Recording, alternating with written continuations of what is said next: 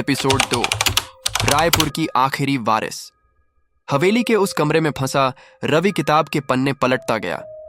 किताब में लिखा था, रायपुर हवेली की आखिरी वारिस थी रुक्मिणी देवी, जो 1869 में रहस्यमयी तरीके से गायब हो गई थी।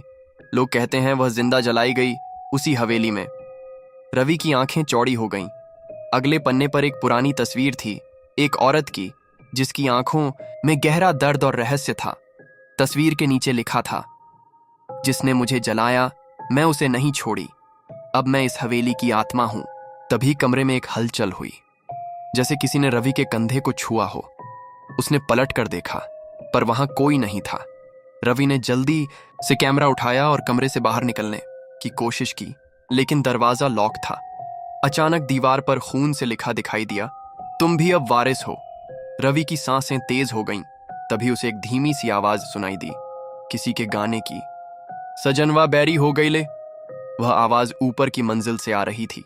डर को काबू में करके रवि सीढ़ियां चढ़ने लगा। ऊपर पहुंचते ही उसे एक और कमरा मिला, जिसमें एक आईना रखा था। जैसे ही रवि ने उसमें झांका, वहां रुक्मिणी देवी की परछाई थी। सफेद साड़ी, जले हुए चेहरे और लाल आंखें। आईने में परछाई ने बोला, तू आया है मेरी कहानी पूरी करने, अब तुझे भी वही दर्द सहना होगा। रवि ने जोर से चिल्लाया और पीछे मुड़ा, पर वहां कोई नहीं था। कमरे की दीवारें अब बदलने लगी थीं, जैसे किसी ने उन्हें आग में झोंक दिया हो। चीखें, जलती लकड़ी की आवाजें और फिर वही औरत की डरावनी हंसी। तभी एक हाथ ने रवि की गर्दन को पकड़ लिया। ब्लैकआउट।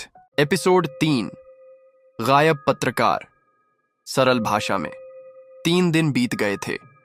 गांव के लोग परेशान थे क्योंकि रवि अब तक वापस नहीं आया था। पुलिस आई और हवेली में खोज शुरू की, लेकिन वहां रवि का कोई पता नहीं चला। बस उसका कैमरा मिला, जो अभी भी रिकॉर्ड कर रहा था। जब पुलिस ने वीडियो देखा तो सब हैरान रह गए।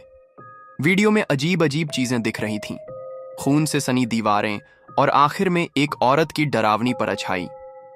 गांव में बातें फैल गईं, रवि को हवेली की आत्मा ने मार दिया। लेकिन गांव का एक नौजवान लड़का अर्जुन ऐसा नहीं मानता था। वह रवि का बड़ा फैन था। उसने ठान लिया कि वो रवि को बचाएगा। अर्जुन सीधा गांव के पंडित रामनाथ के पास गया। पंडित ने कहा, बेटा, अगर तू हवेली जाएगा तो रुद्राक्ष की माला जरूर ले जाना, वही आत्मा को दूर रख सकती है। अर्जुन ने पूरी रात तैयारी की और अगली सुबह हवेली की ओर चल पड़ा। जैसे जैसे वह हवेली के पास पहुंचा, उसे लगा कोई उसका पीछा कर रहा है। पेड़ भी अजीब तरीके से हिल रहे थे, जैसे उन पर किसी की नजर हो। अर्जुन ने जैसे ही हवेली का दरवाजा पार किया, उसे ठंडी हवा का झोंका लगा। हवेली की हवा बहुत भारी लग रही थी। जैसे ही उसने अंदर कदम रखा, फर्श पर खून से लिखा एक संदेश दिखा, तू भी आएगा तो नहीं लौटेगा। एपिसोड 4 पिछला जन्म। अर्जुन हवेली में भीतर बढ़ता गया। तभी उसे एक पुराना कमरा मिला, जिसमें एक और किताब थी, इस बार उसके नाम के साथ, अर्जुन।